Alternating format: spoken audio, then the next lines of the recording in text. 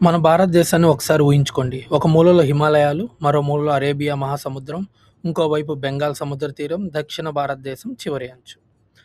ఈ 4 దిక్కుల్లో ఉన్న 4 పవిత్ర క్షేత్రాలను కలిపితే ఏర్పడేది ఒక మహా ఆధ్యాత్మిక యాత్ర. అదే చార్ధామ్ యాత్ర. కానీ ఇక్కడ ఒక ట్విస్ట్ ఉంది. మీరు కేదార్‌నాథ్, గంగోత్రి, యమునోత్రి, కేదార్‌నాథ్ కూడా చార్ధామ్ అనుకుంటే మీరేం తప్పు చేసినట్టు కాదు. అసలు చార్ధామ్ ఏది? చోటా చార్ధామ్ ఏది? ఈ 4 క్షేత్రాలను ఎందుకు భారతదేశం 4 మూలల్లో ఏర్పాటు చేశారు? ఇవన్నీ ఈ వీడియో చివరి వరకు చూస్తే మీకు క్లియర్‌గా అర్థమవుతాయి. కానీ దానికంటే ముందు మన వీడియోలను చాలామంది సబ్స్క్రైబ్ చేయకుండా చూస్తున్నారు. ప్లీజ్ దయచేసి సబ్స్క్రైబ్ చేయండి, లైక్ చేయండి, షేర్ చేయండి, కామెంట్ చేయండి. ఇప్పుడు అసలు వీడియోలోకెళ్దాం. అసలు చార్ధామ్ ఏది? ముందుగా ఒక కన్‌ఫ్యూజన్ క్లియర్ చేసుకుందాం. భారతదేశంలోని చార్ధామ్ అంటే ఉత్తరాన బద్రీనాథ్, తూర్పున పూరి జగన్నాథ్, పశ్చిమాన ద్వారకా, దక్షిణాన రామేశ్వరం. ఈ 4 క్షేత్రాలు భారతదేశంలోని 4 దిక్కులను సూచిస్తాయి.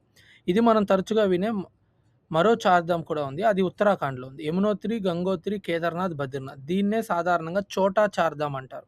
అంటే భారతదేశం మొత్తం 4 మూలల్లో ఉన్నది ఒక చార్ధామ్. ఉత్తరాఖండ్, హిమాలయాల్లో ఉన్నది మరో చార్ధామ్. దీన్నే ఉత్తరాఖండ్ టూరిజం వాళ్ళు చోటా చార్ధామ్ అని కూడా పిలుస్తారు. సో, ఇప్పుడు ఈ 4 ఎందుకు? ఇప్పుడు అసలు ప్రశ్న. బద్రీనాథ్, ద్వారకా, పూరి, రామేశ్వరాన్ని ఎందుకు ఎంచుకున్నారు? ఈ చార్ధామ్ సాంప్రదాయాన్ని ఆది శంకరాచార్యులతో అనుసంధానిస్తారు.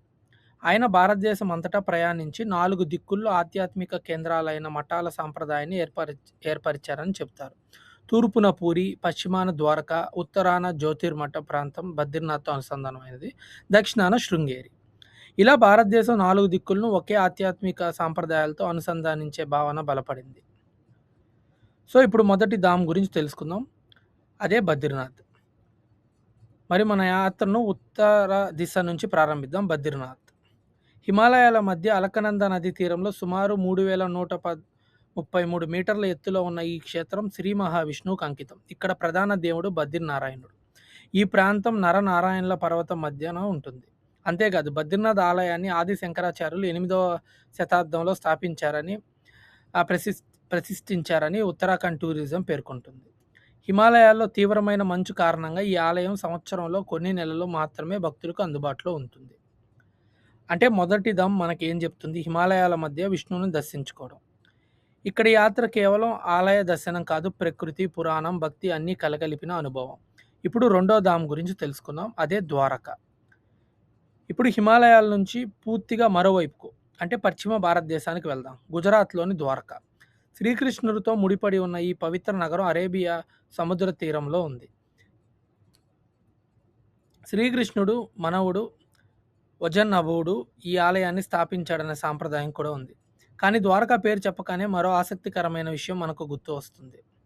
పురాతన ద్వారక సముద్రంలో మునిగిపోయిందనే సాంప్రదాయం. ఇదే కారణంగా ద్వారక కేవలం భక్తి క్షేత్రంగానే కాకుండా చరిత్ర, పురావస్తు, పురాణాల మధ్య ఆసక్తికరమైన ప్రదేశంగా కూడా మారింది. అంటే ఒకవైపు హిమాలయాల్లో విష్ణువు, మరోవైపు సముద్ర తీరాల్లో కృష్ణుడు. ఇక మన ప్రయాణం ఇప్పుడు తూర్పు వైపు. అదేనండి మూడో ధామ్ పూరి. మన తదుపరి గమ్యం ఒడిస్సాలోని పూరి జగన్నాథ్ ధామ్. ఇక్కడ ప్రత్యేకత ఏంటంటే ఇక్కడ భగవంతుడిని ఒంటరిగా చూడం. జగన్నాథుడు, ఆయన అన్న బలభద్రుడు, ఆయన సోదరి సుభద్రాదేవి ముగ్గురిని కలిపి పూజిస్తారు. వారి విగ్రహాలను కూడా సాధారణ రాతి విగ్రహాలుగా కాకుండా పవిత్రమైన చెక్కతో తయారవుతాయి. ఇక పూరి అంటే గుర్తొచ్చేది మనకు రథయాత్ర. సంవత్సరానికి ఒకసారి జగన్నాథుడు, బలభద్రుడు, సుభద్రాదేవి ఆలయం నుంచి బయటకు వచ్చి భక్తులకు దర్శనమిస్తారు. భారీ రథాలతో వేలాది మంది భక్తులు లాగుతారు. ఒడిస్సా టూరిజం ప్రకారం ఈ రథాలు దాదాపు 40 అడుగుల ఎత్తు ఉంటాయి. అందుకే పూరిని కేవలం ఒక ఆలయంగా చూడలేం. ఇది భక్తి వీధుల్లోకి వచ్చే ప్రదేశం. ఇక నాలుగవ ధామ్ రామేశ్వరం.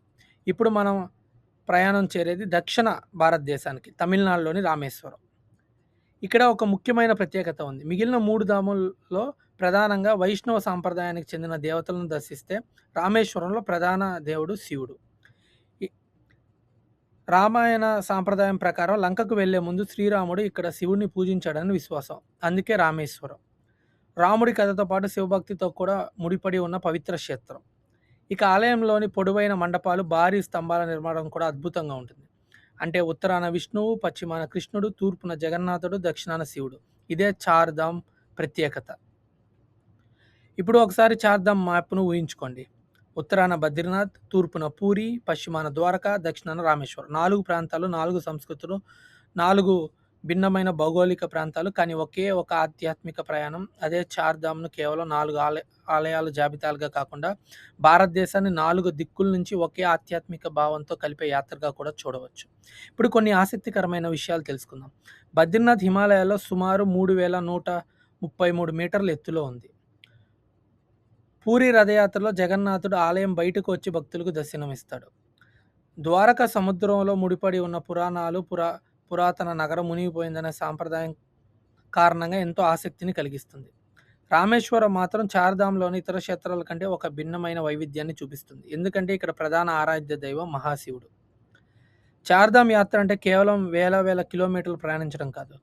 హిమాలయాల నుంచి సముద్ర తీరాల వరకు, ఒక ప్రాంతం నుంచి మరో ప్రాంతానికి, ఒక దేవాలయం నుంచి మరో దేవాలయానికి భారతదేశపు భక్తి, పురాణం, సంస్కృతి, ప్రకృతిని అనుభవించే ప్రయాణం.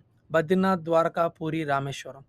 ఈ 4 ధామ్లో మీరు ఇప్పటికే ఏదైనా దర్శించుకున్నారా? అలా దర్శించుకున్నట్టయితే మన కామెంట్స్లో చెప్పండి. ఇలాంటి మరిన్ని వీడియోల కోసం మా ఛానల్ దయచేసి సబ్స్క్రైబ్, లైక్, షేర్, కామెంట్ చేయండి. ధన్యవాదములు. Thank you.